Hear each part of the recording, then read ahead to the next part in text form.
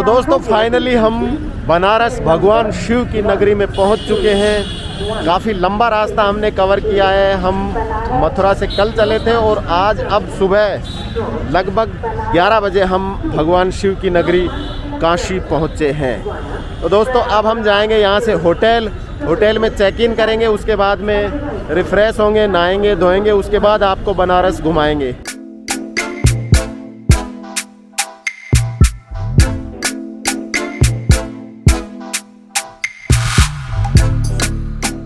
तो दोस्तों फाइनली हमने होटल का रूम चेक इन कर लिया है। आप हमें देख रहे होंगे कैसी हालत हो रही है, अभी नहाए भी नहीं है, पूरी रात के जर्नी कर रहे हैं। और ये मेरा भाई है जो अपने घर पे बात कर रहा है।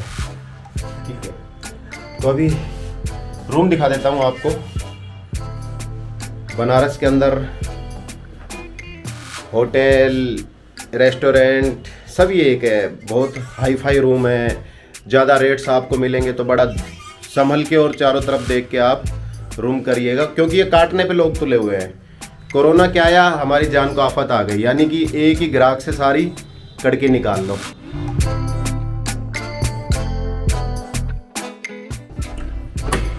ये मैं बाथरूम दिखा देता हूँ।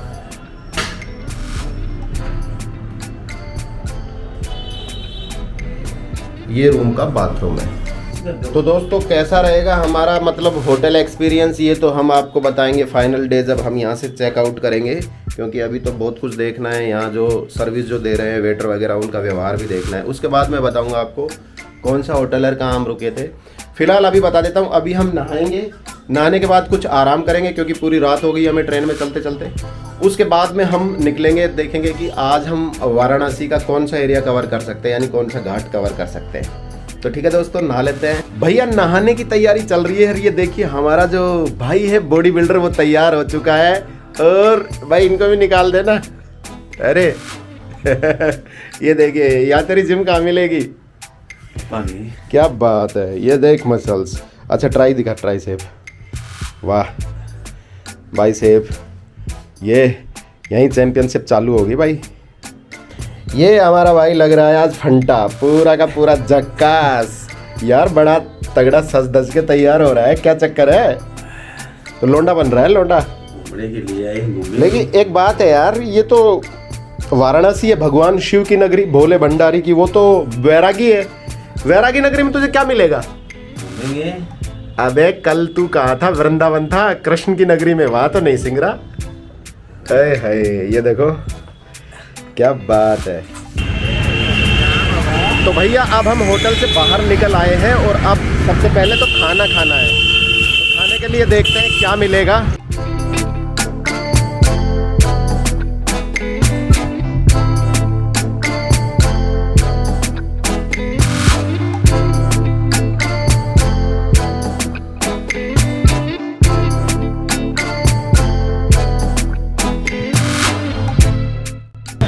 चलिए दोस्तों, एक शिवा रेस्टोरेंट हमें दिखाया, तो यहाँ पूछते हैं खाने का क्या सीन है।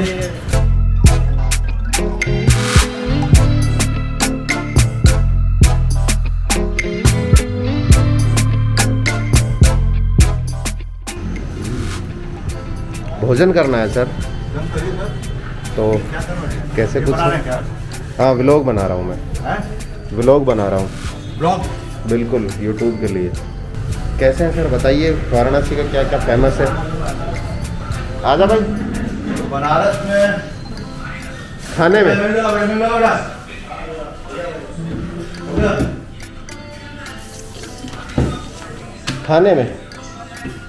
खाने में बिल्कुल। अभी यहाँ आए तो खाने की बात करेंगे फिलहाल। खाने में कचौड़ी है, जलेबी है मॉर्निंग में। नहीं, डिनर में, वो सॉरी लंच में। लंच में आपको पनीर की सब्जी कोई ले लीजिए, दाल ले लीजिए। दाल बनारसी बताई कोई? दाल ले लीजिए, आलू दम बनारसी ले लीजिए। तो दोस्तों हमारा खाना आ चुका है और अब हम खाना खा रहे हैं। ये पूरा खाना लग चुका है।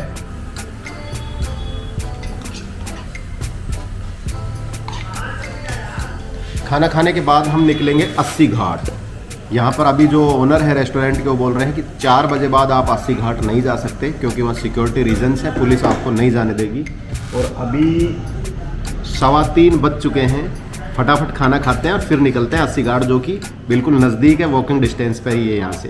दोस्तों खाना हो चुका है और आपको बताऊं कि यहाँ पर जो ओनर हैं इस रेस्टोरेंट के, मिस्टर आशुतोष मिश्रा जी हैं, वो काशी के बारे में, वाराणसी के बारे में हमें बहुत कुछ बता रहे थे। तो मुझे लगा कि आपको भी पता होना चाहिए, तो मैंने कैमरा ऑन कर लिया और उनसे पूछा। तो लीजिए आप भी सुनिए। हाँ सर, नमस्कार। आप बताइए काशी के बारे में। बनारस को का एक नाम वाराणसी भी है। वाराणसी माने वरुणा प्लस 80। ठीक है। इस दोनों जगहों के बीच के क्षेत्र को काशी कहते हैं। काशी का महत्व पूरे हिंदुस्तान में हिंदुओं की सबसे बड़ी मोक्ष नगरी है, इस बात को तो हर आदमी जानता है। बिल्कुल, पहली चीज़। दूसरा नंबर चीज़, पूरे विश्व की सबसे पुरातन नगरी वाराणसी है, अर्थात काशी। आनंदवन भी इसे कहा गया है, शुरुआत में आनंदवन भी कहा जाता है। और यहाँ पर शिव की नगरी है। ये 3 चीज़ों के लिए फेमस है। एक तो शिव, भगवान शंकर, भोलेनाथ अपने, ठीक है, बाबा विश्वनाथ जिसका कॉरिडोर है, अभी आप देखेंगे अभी, ठीक है, और एक माँ गंगा, ठीक है, और तीसरा काल भैरव, ठीक है। तो यहाँ जैसे कि ऐसी ये मान्यता है हमारे बनारस में कि भगवान शंकर, भोलेनाथ, काशी विश्वनाथ हमारे राजा हैं, हम सब उनकी प्रजा हैं। 3 खंडों में बटा हुआ है बनारस अपना। और काल भैरव के लिए ये है कि काल भैरव मतलब जैसे किसी भी शहर में अगर आपको जाना होता है तो एसपी साहब की अनुमति के बगैर आप नहीं, क्योंकि सिक्योरिटी का पूरा जिम्मा उन्हीं के पास होगा। ठीक है। तो अपने यहाँ की पूरी सिक्योरिटी का जिम्मा है हमारे काल भैरव साहब लिए। मतलब यहाँ के जो एसपी हैं वो काल भैरव हैं। हाँ, कोतवाल साहब। कोतवाल साहब काल भैरव हैं बनारस के, वो हैं। कोई भी अधिकारी आज की डेट में, ये परंपरा बहुत सैकड़ों वर्ष से चली आ रही है, कोई भी छोटा से छोटा अधिकारी हो चाहे बड़ा से अधिकारी, बड़ा अधिकारी हो, वो बनारस में जब आता है तो बाबा काल भैरव का दर्शन जरूर करता है, मत्था जरूर टेकता है, बाबा का प्रसाद जरूर लेता है। और उसके बाद यहाँ पे कोतवाली थाना है, वहाँ पे भी आप देखेंगे, जाके स्वयं भी देख सकते हैं। वहाँ पे दरोगा जी के सामने वाली सीट हमेशा खाली रहती है। मतलब कोतवाली में जो दरोगा जी होते हैं उनकी सामने की जो सीट है वो हमेशा खाली रहती है। उसके पीछे बाबा का फोटो लगा रहता है। अच्छा, वो सीट काल भैरव की होती है। बाबा के सामने आप कैसे बैठ सकते हैं? अच्छा अच्छा अच्छा अच्छा। हम तो प्रजा है ना। सही बात है, तो प्रजा है, तो वो आज की डेट में भी सीट खाली रहती है। अच्छा। और बगल में दरोगा जी को काम तो करना ही है, तो उस पर कोई बैठता नहीं है, चाहे हजारों हजार दरोगा आके चले गए। साइड में से मैं बैठा हूँ बगल में, वहाँ हाजी साहब की कुर्सी, बोले साहब कुर्सी खाली रहेगी, आपको जो कार्य, और रोज़ जैसे आप अपना साफ़ सफाई करते हैं, बाबा का जगह का साफ़ सफाई वगैरह सब होता है, वो बगल में बैठ के अपना लिखा पढ़ी जो भी करना है, कार्य सब होगा वहाँ, लेकिन वो साइड में बैठता है। जैसे कि हम आपसे सामने हैं, तो सामने नहीं रहते, वो साइड में। अब कोई भी अधिकारी आए, छोटा हो चाहे बड़ा हो, वो एक बार बाबा का मत्था जरूर टेकता है, आशीर्वाद। और किसी अगर कोई लगता नहीं ना, ये सब चीज़ें मैं ही मानता, मैं कि बाबा का क्या होता है, ये सब तो बहुत लोग होते हैं ना जो धर्म के प्रति नास्तिक धर्म के प्रति आस्था कम रखने वाले लोग, ऐसे भी कुछ लोग हुए हैं। तो उनको कुछ ना कुछ उनकी समस्याएं हो जाती हैं, मतलब उनके साथ गड़बड़ कर देते हैं, गड़बड़ हो, पनिशमेंट मिल जाती है। गड़बड़ हो एक्चुअली क्या है, देखिए, भगवान कोई आपको जानबूझ के कोई आपका नुकसान नहीं पहुंचाते, लेकिन आपने श्रद्धा में कुछ न कुछ कमी हुई और आपको कुछ न कुछ वो हो ही जाता है। या तो किसी कारण से आपका ट्रांसफ़र हो जाएगा, या तो आपका भौतिक नुकसान हो जाएगा, या आपका कुछ ऐसा हो जाएगा इसके लगेगा कि नहीं मैंने ये कार्य नहीं किया, इसके चलते ऐसा हो गया। ये ऐसा मिथ है, अभी भी है।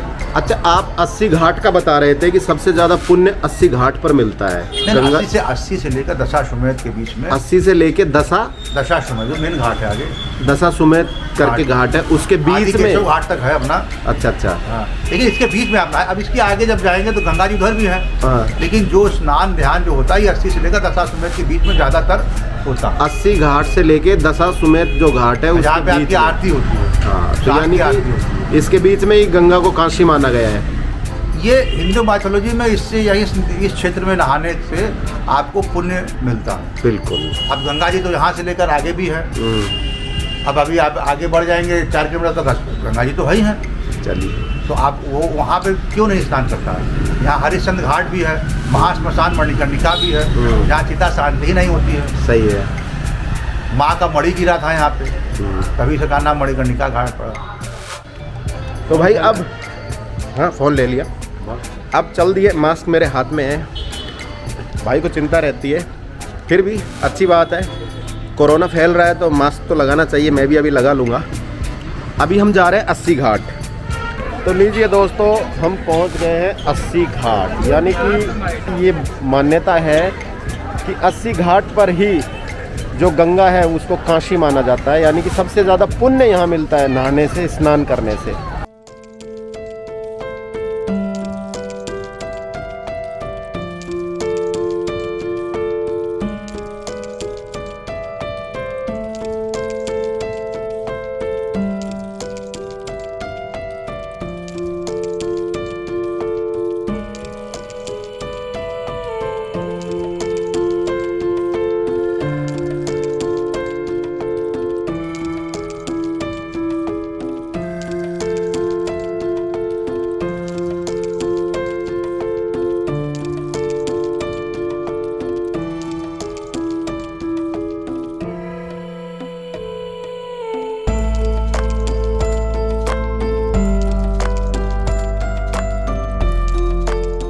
आज का दिन ख़त्म हो चुका है, शाम हो चुकी है, लेकिन अभी हम यहीं पर है, वाराणसी में जा नहीं रहे, इसलिए कल आपको फिर घुमाएंगे। आज के लिए इतना ही।